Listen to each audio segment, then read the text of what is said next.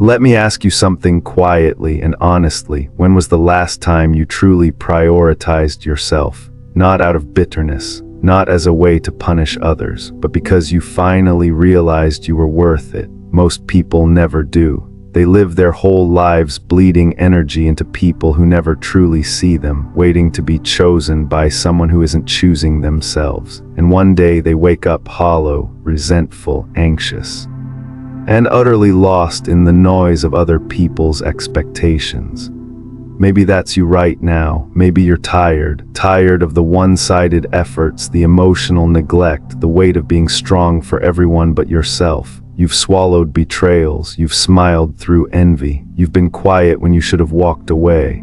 And now something inside you aches, not for revenge, not for attention, but for peace, for clarity, for the kind of self-respect that doesn't need to be explained. That's where Stoicism comes in, not as a cold philosophy for the emotionless, but as a guide for those who feel too deeply, too often, and too much. It offers you a path not to harden your heart, but to honor it. It teaches you how to detach with grace, how to walk away without drama, and how to build a life that isn't loud, but unshakably yours. This video is your invitation into that world, a quiet world, a powerful one, where your silence is not your weakness, but your wisdom. In the next few chapters, you'll learn to rebuild your worth from the inside out, reclaim your time, and develop the kind of invisible strength that no one can take from you. You've spent long enough breaking yourself for others. It's time to choose you. Part 1: The Inner Citadel, Guarding Your Mind from Emotional Intrusion. There's a concept Marcus Aurelius returned to over and over in Meditations. He called it the inner citadel, a mental fortress that no one, not even the gods, could invade unless you gave them permission. In a world full of noise, criticism, and constant emotional triggers, your citadel is your last refuge. It's the place where you learn that your true power lies not in what happens to you, but in how you choose to interpret it. And yet, most people today leave the gates of their mind wide open. You let toxic people storm in through guilt. You scroll social media and allow strangers to define your worth. You absorb other people's chaos until it becomes your own. But Stoicism teaches you a radical reversal. The world can only hurt you with your consent, and in that realization is the seed of total freedom. Modern psychology reinforces this truth. Cognitive behavioral therapy, one of the most studied therapeutic methods, is grounded in the principle that it's not the events themselves that disturb you, it's your thoughts about them. This aligns almost word for word with Epictetus, who said, "Men are disturbed not by things, but by the views which they take of things." Your mind is the interpreter, not just the recipient of reality, and the more awareness you bring to this, the more power you reclaim. This doesn't mean pretending you're unaffected. It means acknowledging the wound but not giving it the final say. Take the example of Taylor Swift, not as a pop star but as a psychological case study in mental boundary setting. In 2016, she was publicly attacked by powerful celebrities, mocked online, and dragged through a cultural backlash that could have shattered anyone. But instead of retaliating with outrage, she disappeared. For a year. She went quiet, no interviews, no public appearances. She retreated into her own inner citadel, writing, reflecting, rebuilding. When she finally returned, she released Reputation, an album that didn't beg for sympathy but declared, "I'm not what you made me. I know who I am." That's Stoicism in action. Not the absence of pain, but the refusal to let it define your direction. You've probably had your own version of this. Maybe you were betrayed, misunderstood, dismissed. Your first instinct might have been to shout back, to prove yourself, to show them they were wrong. But here's the paradox: the more you explain yourself to people who have already judged you, the more you abandon your citadel to their opinions. Instead, what would it look like to withdraw, not out of fear, but out of power, to turn your energy inward, to grow stronger in silence? This doesn't mean isolation, it means discernment. You start asking, does this thought serve me or sabotage me? Is this feeling mine, or did I inherit it from someone else's expectations? You become the gatekeeper of your mind. You stop letting every emotion crash through the front door. You observe, you slow down, you decide what enters. And in that act, you reclaim control. Marcus Aurelius wrote, "You have to assemble your life yourself, action by action." That begins with protecting your mind from unnecessary invasion. It means reducing your exposure to constant outrage, doom scrolling, or people who only reach out when they need something. It means no longer measuring your worth by how much you can endure for others, but by how deeply you can remain anchored within yourself. So here's your first practical challenge. Spend the next 48 hours observing what enters your inner citadel. Notice which conversations, media, or thoughts leave you feeling drained, anxious, or uncentered. Then ask yourself, did I open the gate for that? Did I invite in something I knew would shake my peace? Begin to close those gates, not with anger, but with quiet strength. You don't owe the world constant access to your mind. You owe yourself a sanctuary. Because once your mind is protected, your focus becomes razor sharp. And when you control your focus, you start moving differently. You don't just survive chaos, you become the calm inside of it. Part 2, Silence as Strength, the art of doing without announcing. You've been conditioned to believe that visibility equals value, that unless your progress is documented, shared, and applauded, it doesn't count.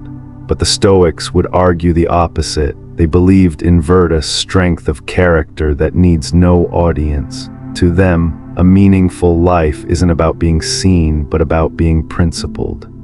And one of the most radical principles in today's hyper-expressive world is this: you don't have to tell anyone what you're building. Modern society thrives on projection. You share your plans, post your goals, and announce your intentions, often before they've even taken shape. And why wouldn't you? The digital world rewards visibility, not depth. But this constant need to broadcast dilutes your energy.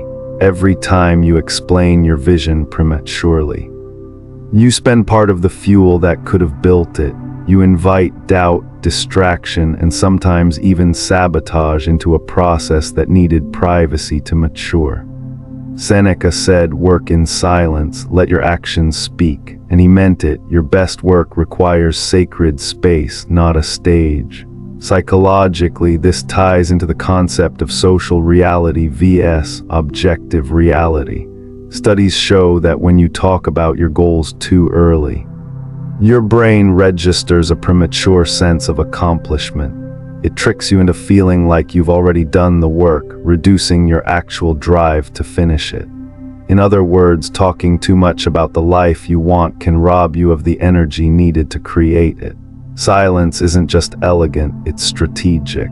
Consider Keanu Reeves, a figure who has become almost mythic for his quiet excellence. For decades, he's operated with an almost monastic detachment from fame.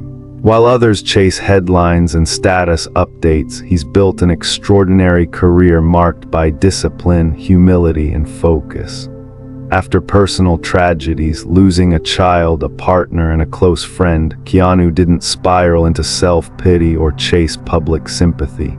He disappeared into his work, giving us deeply committed performances without demanding personal recognition. No drama, no announcements, just action. He lets the work speak, and the world has listened. Your life could benefit from more of that energy. You might think you need to market your every move to stay relevant, to prove you're improving. But sometimes, your silence unsettles people more than your words ever could. When you stop explaining yourself, stop proving your worth, and just do the work, something shifts. You stop chasing validation and start owning your direction. You stop leaking power through overexposure. This doesn't mean shutting the world out entirely. It means knowing when to protect your process. There are seasons of growth that demand privacy, where announcing your progress could expose it to unnecessary friction. You don't plant a seed and then dig it up each day to show everyone. You let it take root underground. So ask yourself, where are you wasting energy explaining yourself? Where could silence become your superpower? This week, choose one area of your life, your healing, your project, your plan, and go dark. No posts, no updates, just focused effort. Track how much further you go when you're not narrating every step. Marcus Aurelius reminded himself often, don't waste time on what others say or do. Be concerned with what you do, with being good, not being known as good. Your value is not in the volume of your noise, but in the integrity of your actions. Let others chase applause. You build quietly, relentlessly. And when you do speak, it won't be to explain, it will be to confirm what your silence already proved.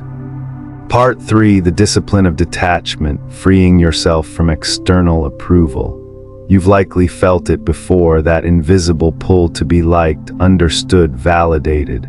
It creeps in when you make a bold choice and then hesitate, wondering what others will think. It whispers doubt when you're on the right path but walking it alone. And in those moments you forget a central Stoic truth. Approval is not freedom, it's a subtle form of dependence. Marcus Aurelius wrote, ambition means tying your well-being to what other people say or do. Sanity means tying it to your own actions. This wasn't just a clever line, it was a warning. When your emotional balance is dictated by others' opinions, you've handed over your peace to something you can't control, and anything you can't control can own you. Psychologists call this external locus of control, a mindset where your sense of self depends on outside factors, praise, popularity, attention. It's a mental trap. One harsh comment can derail your confidence. One social media post with fewer likes than usual can make you question your worth. But Stoicism and modern psychology both teach that the key to inner strength is internalizing your sense of value. You don't wait for others to crown you. You build your crown quietly, then wear it without asking permission. Take the example of Jodie Foster at the height of her fame. When most actors sought constant visibility, she took long breaks from Hollywood. She pursued a degree at Yale. She turned down roles. She directed films behind the camera instead of staying in front of it.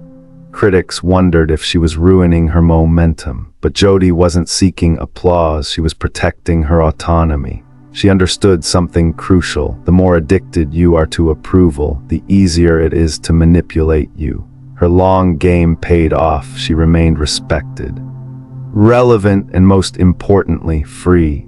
That freedom is available to you too, but it requires discipline, the discipline to let people misunderstand you, to walk away from applause, to stay silent when your ego is begging to be seen. You may feel the tension of letting go, but in that tension is the birth of something rare in today's world, a person who lives by principle, not popularity. This isn't about becoming cold or indifferent.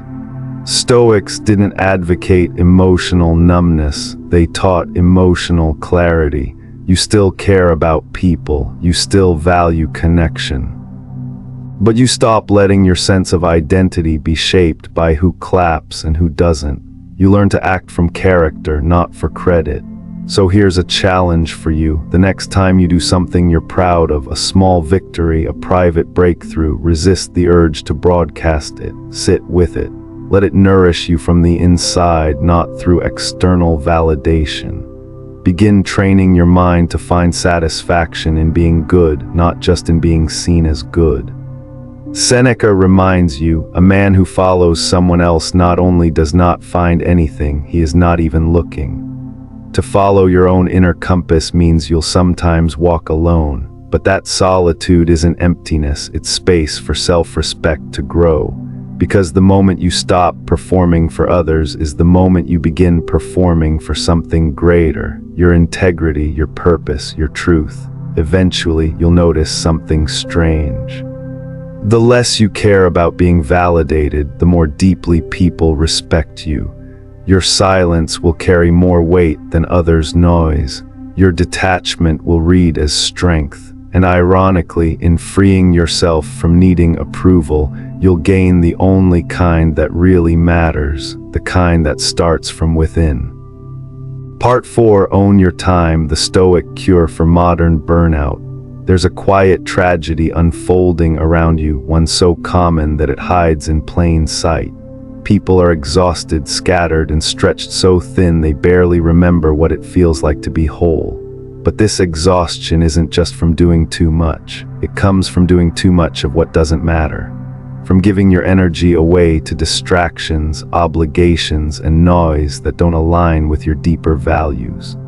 And here the Stoics offer you a harsh but liberating truth. You do not have time, you are time, and how you spend it is how you spend your life.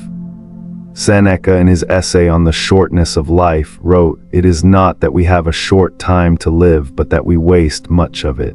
He was speaking directly to you, to your tendency to fill your schedule instead of shaping your soul, to your reflex to respond, to check, to please, to scroll. And he wasn't blaming you, he was warning you. If you don't learn to protect your time, the world will spend it for you. In modern psychology, this is known as the attention economy, a system where your focus is the most valuable currency. Algorithms, marketers, apps, they all compete to hijack your mind, and the more distracted you are, the easier you are to control. What the Stoics intuited long ago, science now confirms: scattered attention leads to emotional instability. A mind constantly pulled in all directions becomes anxious, uncentered, and exhausted. The cure: intentional focus, ruthless clarity, the courage to say no. Look at Warren Buffett. Despite overseeing one of the largest investment empires on earth, Buffett famously keeps his calendar nearly empty. He avoids unnecessary meetings, doesn't multitask, and guards his attention like a hawk. His success isn't in doing more, it's in knowing what not to do. The difference between successful people and very successful people, he once said, is that very successful people say no to almost everything. That's Stoicism in action. You don't need to be a billionaire to live by that principle. You just need to decide that your life is worth curating, that every time you say yes to something meaningless, you are saying no to something essential, your growth, your healing, your peace. And yet, you might feel guilty for protecting your time. You've been raised to believe that availability equals kindness, that busy equals valuable. But busyness is often just avoidance in disguise.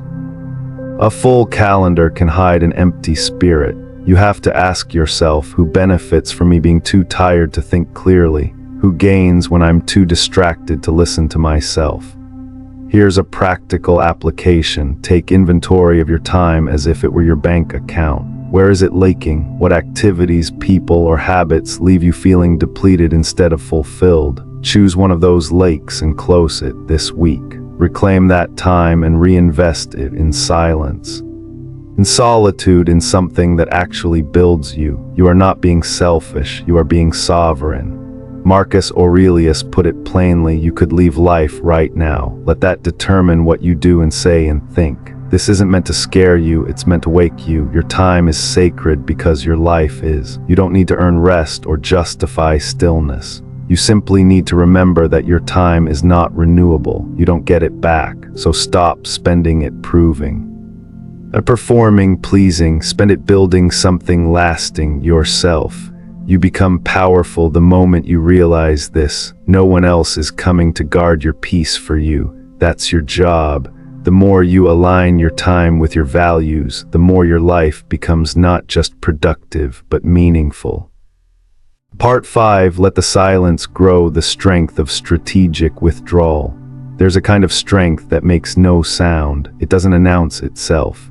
It doesn't prove protest or posture. It simply withdraws, not out of weakness or fear, but out of clarity. Strategic silence is one of the most underrated powers you can wield, because in a world that constantly urges you to react, respond, and defend, choosing silence becomes a radical act of self-possession. Epictetus taught that if someone succeeds in provoking you, realize that your mind is complicit in the provocation. What he means is that when you feel pulled into conflict, insult, or drama, it's not just the other person creating that pull, it's your own unexamined ego responding to the bait. But once you become aware of that process, you gain a new option. You can choose not to bite. You can let the moment pass. You can let the silence grow. Psychologically, this is rooted in emotional regulation. When you engage in every argument or respond to every slight, you train your nervous system to live in fight or flight. Your cortisol spikes, your thinking narrows, you operate from defense, not wisdom. But when you pause, when you delay your response, when you let a moment pass without feeding it, you return to center. You reclaim control over your mind, your words, your energy. Consider the example of Keanu Reeves. For decades, he has quietly endured personal tragedy, professional criticism, and constant media speculation. Yet he rarely reacts. He never lashes out online. He doesn't correct the rumors. He simply withdraws into his work, his values, his life. And in doing so, he's become one of the most quietly respected figures in Hollywood. His silence isn't emptiness, it's presence. It's proof that peace is louder than noise. You don't need to disappear to do this. You simply need to start practicing what the Stoics called ataraxia, a state of inner calm that isn't disturbed by outside turbulence. That doesn't mean you're passive. It means you act with intention, not reactivity.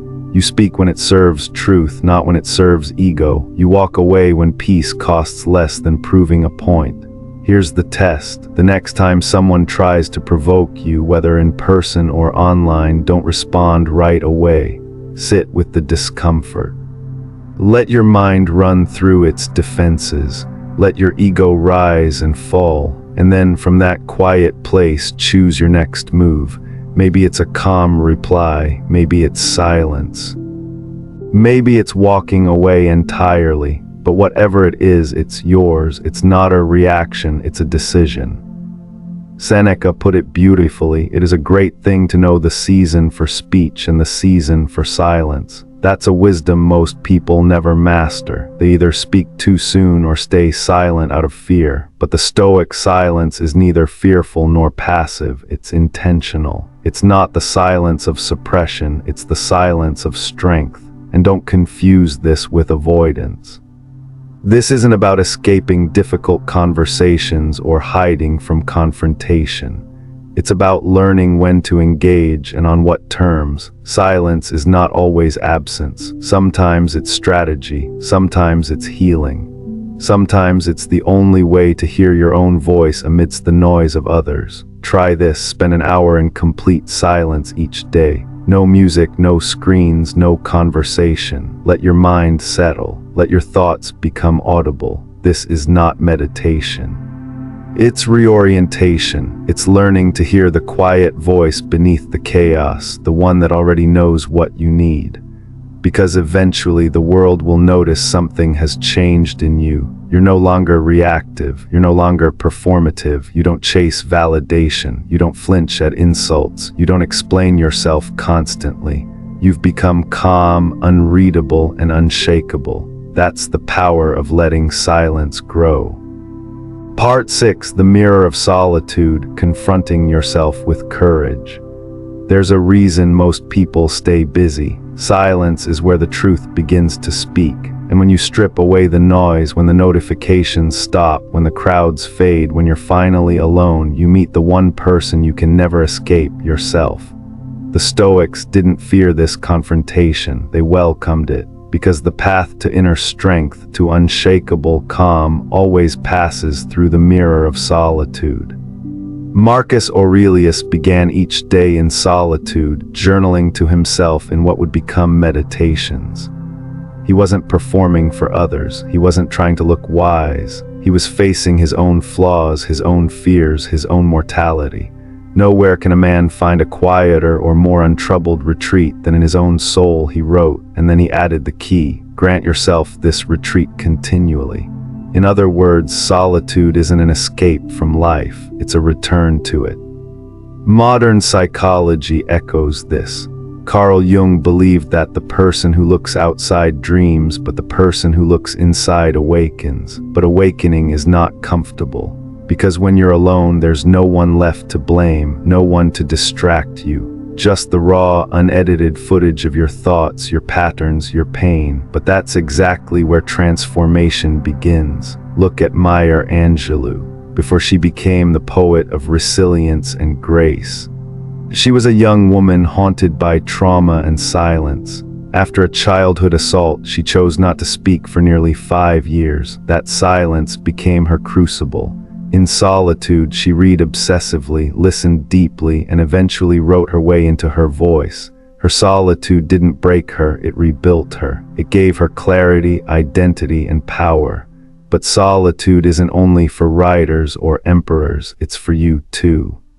Especially when life feels fragmented, when your emotions are spinning and you don't know who you are anymore. That's your call to withdraw, to sit with the parts of yourself you've avoided. The shame, the doubt, the rage, the tenderness, not to fix it all at once, but to finally stop running from it. This is what the Stoics meant by know thyself, not intellectually, not philosophically, intimately. And to do that, you must be alone, not lonely, but alone. There's a difference. Loneliness is the hunger for others. Solitude is the nourishment from within. It's what happens when you stop outsourcing your worth and begin to feel whole in your own presence. Start with just 50 minutes a day.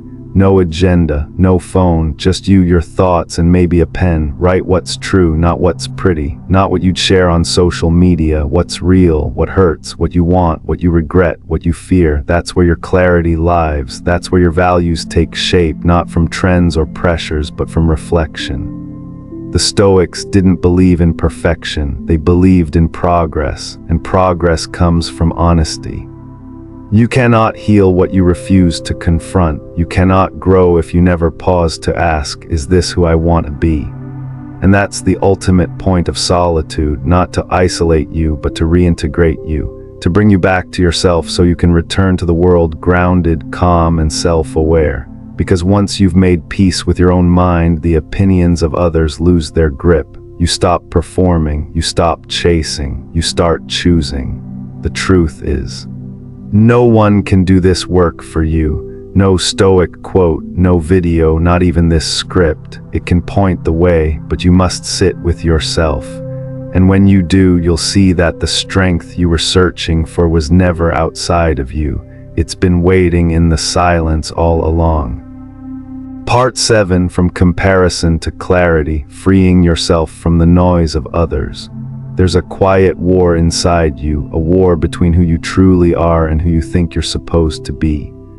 And every time you scroll through someone else's highlight reel, every time you compare your behind the scenes to their polished front, that war tilts in favor of insecurity. But Stoicism offers you a way out. It reminds you your path is your own, and comparison is the thief of clarity. Seneca warned against this kind of mental slavery.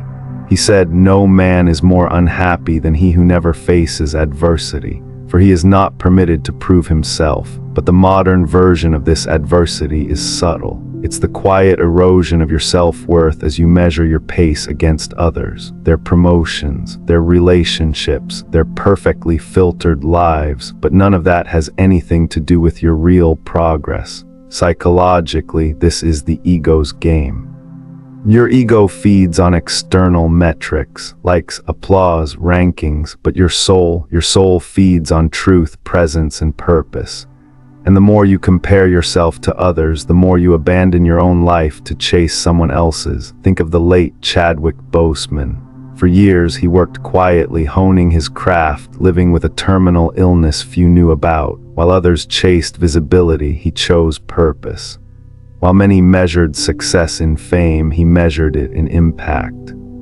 He focused inward, not outward, and in doing so, he left behind a legacy not of ego, but of soul. You can do the same, but you have to start by unfollowing the mental scripts that tell you you're behind. Behind what? Behind whom? There's no stopwatch on your healing, no scoreboard on your growth. The Stoics knew this. Marcus Aurelius wrote, "Do not waste what remains of your life in speculating about others."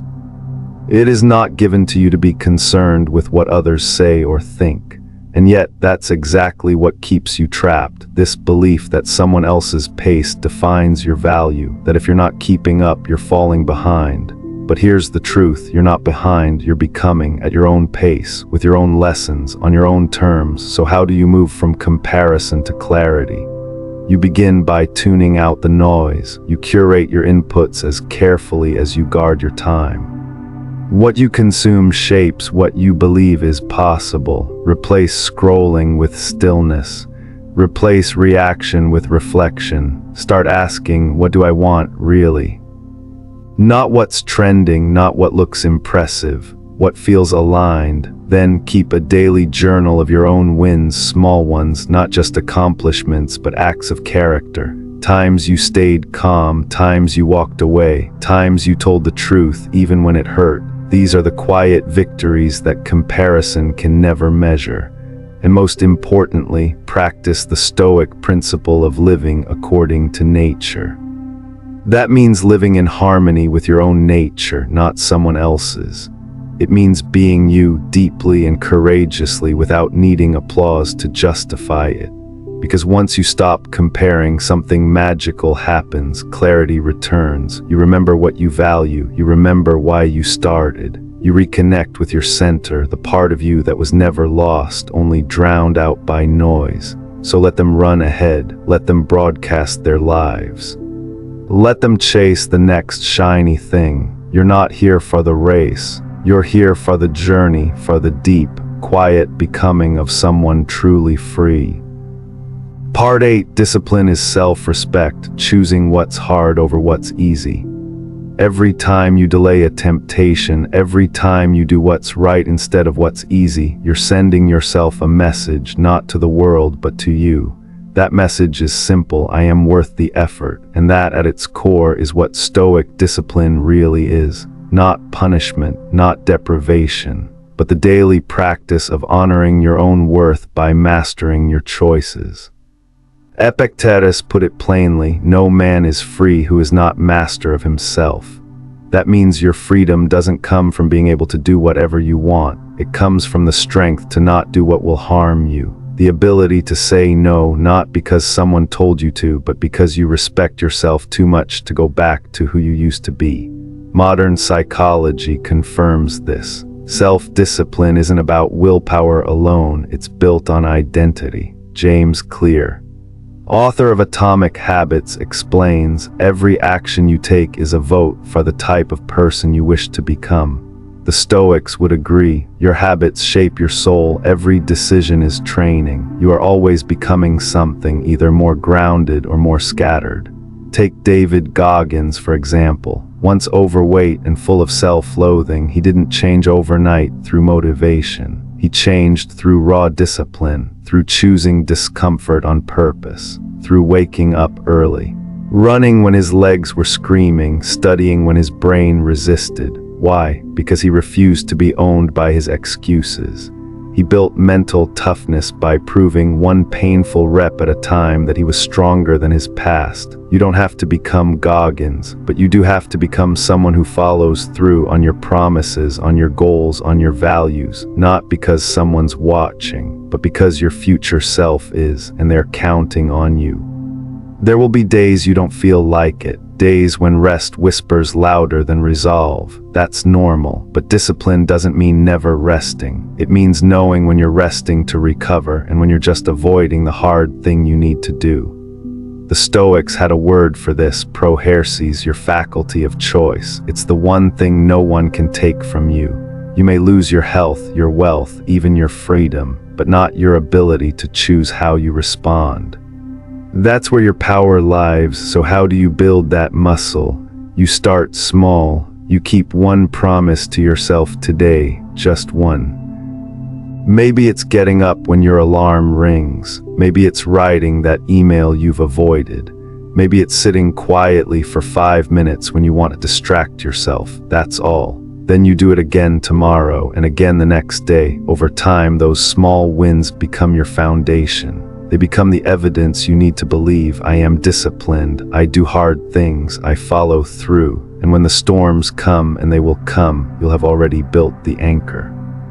Discipline isn't glamorous, it's not sexy, it won't get likes or claps, but it will get you freedom. Not the freedom to escape responsibility, but the freedom that comes from knowing you can trust yourself, that your future is safe in your hands. So the next time you feel tired, the next time the old habit calls, remember, this isn't just a test of will. It's a declaration of love, a quiet act of self-respect. A message to your soul that says, you matter enough to do what's hard. Part 9, working in silence, letting your actions speak.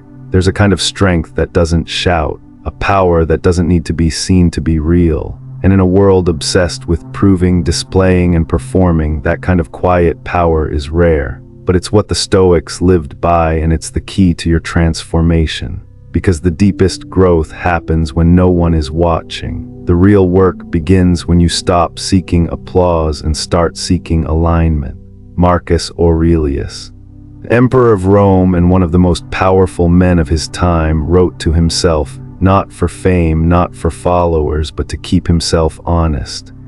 His meditations were private reminders, notes to stay grounded, warnings against pride, anchors to truth, and that's what your silence can be, not absence, but depth. The Stoics didn't reject action, they rejected empty action. They believed in doing the work, but without ego. They believed that your life should be your proof, not your words, not your posts, not your brand, just the way you show up day after day for the things that matter. This runs against everything today's culture rewards. The algorithms prefer noise. We're trained to announce our goals, celebrate our progress, document our efforts. But every time you announce a goal, you get a dopamine hit that makes you feel like you've already achieved it. That's not progress, it's a performance. Modern psychology backs this up. Research shows that talking about your goals too much, especially in public, can reduce your motivation to actually achieve them. The brain mistakes the validation for accomplishment. You feel good for having shared it even if you haven't done it. That's why you must protect your silence, not because your dreams aren't worthy of attention, but because they are too worthy to be diluted by it. Let your discipline be quiet. Let your healing be private. Let your growth be sacred. Think of Keanu Reeves, one of Hollywood's most beloved actors, yet he's known for his humility, not his headlines. While others chase visibility, Keanu moves silently. He gives to charity without fanfare. He shows kindness without cameras, and his reputation, built not on what he says, but on what he consistently does. That's Stoic power in action. This doesn't mean you isolate yourself. It means you stop outsourcing your validation. You stop needing others to know you're evolving. You simply evolve. You move in silence and let the results speak. You speak only when your words improve the stillness. So here's your challenge. Keep your goals close to your chest. Write them down, but don't announce them. Work on them when no one is looking. Make your morning routines sacred. Let your evenings be for reflection, not reaction. Choose presence over performance. In time, your life will begin to speak. The way you carry yourself will change. The decisions you make will reflect your new values. And when people ask what happened, when they notice your calm, your focus, your unshakable presence, you won't need to explain. You'll just smile. Because you'll know the truth. The work was always real, even when it was invisible. As Marcus Aurelius reminds you, waste no more time arguing what a good man should be. Be one. Part 10, the art of withdrawing without abandoning yourself. Sometimes growth doesn't look like adding more, it looks like stepping back. You've been told that withdrawal is weakness, that to retreat is to surrender. But what if the truth is more complex? What if pulling away is not desertion, but an act of radical self-respect? Marcus Aurelius once wrote, "Nowhere can man find a quieter or more untroubled retreat than in his own soul." You don't withdraw to escape the world. You withdraw to meet yourself more clearly within it. Silence isn't just absence, it's presence with what matters. In a society that celebrates overexposure, saying less is revolutionary. There's a power in choosing not to react. Not every insult needs a response. Not every injustice deserves your emotional investment. This doesn't mean you stop caring. It means you've learned to care in ways that don't cost your peace. True Stoic withdrawal is selective attention. You no longer lend your soul to noise that doesn't feed it. Modern psychology echoes this in what's called strategic disengagement. Research in trauma therapy shows that constant exposure to emotionally overwhelming stimuli, whether from toxic relationships, social media, or even unhealed past patterns, keeps your nervous system in a state of alert. You become exhausted, anxious, easily triggered. The antidote isn't total disconnection, it's creating space for recovery. It's the pause before reaction, the boundary before burnout. Take a look at the life of Kendrick Lamar, one of the most influential musicians of his generation. At the height of his fame, he did something unexpected. He went silent. For nearly 5 years, he withdrew from the spotlight. No albums, no interviews, few public appearances. Many questioned him. But when he returned, it wasn't with noise, it was with clarity, purpose, and artistry that reflected years of internal work. Kendrick didn't disappear, he deepened. His silence wasn't absence, it was evolution. That's what this chapter of your life is asking for, not to vanish, but to refine, to stop bleeding energy into people and patterns that don't return it. To notice where your time, your words, your attention are liking, and seal those wounds with intentional silence. This doesn't mean becoming cold or distant. It means becoming deliberate. You still show up for your work, your people, your passions, but you no longer show up as a version of yourself molded by guilt or people-pleasing. You show up from a place of wholeness, not obligation. From clarity, not confusion. Here's a simple practice. Once a week, commit to 1 hour of intentional withdrawal. No devices, no conversations, just you and your thoughts, or a journal, or a walk in nature. Let that hour become your sacred space, a check-in with your inner compass. Over time, this quiet ritual grounds you. It clears the fog and returns you to your center. The world may not notice, but you will. And that's enough. When you master the art of withdrawal, you no longer fear being alone with yourself. You begin to enjoy it. You trust your own company. You stop chasing approval because your soul is no longer starving. So let the noise carry on without you. Let others wonder why you're so still, so focused, so unaffected. You know the truth. You've simply come home to yourself. Part 11, let your actions be the echo, not your voice. You've probably felt the sting of being overlooked. Maybe someone took credit for your work. Maybe your silence was mistaken for weakness. Maybe you've watched louder, flashier people win praise while your steady efforts went unnoticed. In a world obsessed with validation, it's easy to wonder if being quiet means being invisible. But the Stoics offer you a sharper lens. Epictetus reminds you, don't explain your philosophy, embody it. This is where you reclaim your strength, not through noise, but through unwavering example, not by shouting who you are, but by living it so consistently that no one can doubt it. You're not here to be louder, you're here to be undeniable. The modern world pushes you toward constant sharing. Every small win, every insight, every transformation, broadcast it, brand it, build a following. But Stoicism asks you something harder and deeper. Can you do the work without applause? Can you carry your values quietly like a sacred flame even when no one else sees the fire?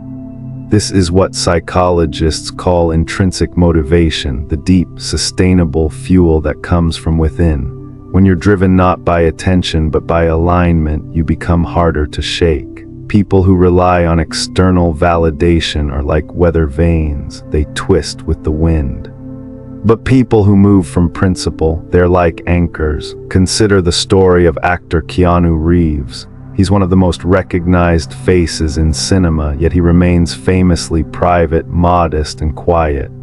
He donates millions in secret, takes pay cuts to elevate co-workers, and often avoids the spotlight altogether. You don't see him preaching values on social media. You see him living them through kindness, humility, consistency. His life is the message. Keanu doesn't need to talk about being good. He is good. That's the Stoic blueprint. Let your actions echo so clearly that words become redundant, and this too becomes your path. You don't have to announce your healing. Just heal. You don't have to explain your boundaries. Just keep them. You don't have to perform your transformation. Just live it, quietly, powerfully, authentically. There will be moments when you're tempted to defend your silence, to explain your absence, to prove your worth, but remember, every word spent justifying yourself is a moment stolen from your work. Your duty is not to persuade others of your growth. Your duty is to grow, period. If someone misunderstands you, let them. If they question your motives, let them. Their noise is their burden. Your calm is your power. Here's your practice. For the next 7 days, take one action each day that reflects who you're becoming, not for recognition, but for your own integrity.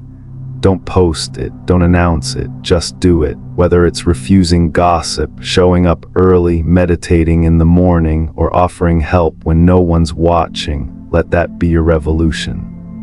This is how you change your life, not through declarations, through devotion, and in time, your quiet consistency will speak louder than any speech. Your transformation will be too real to ignore, because when you act from your center without performance or pretense, people may not understand you, but they'll feel you. And that is the kind of power no one can take away.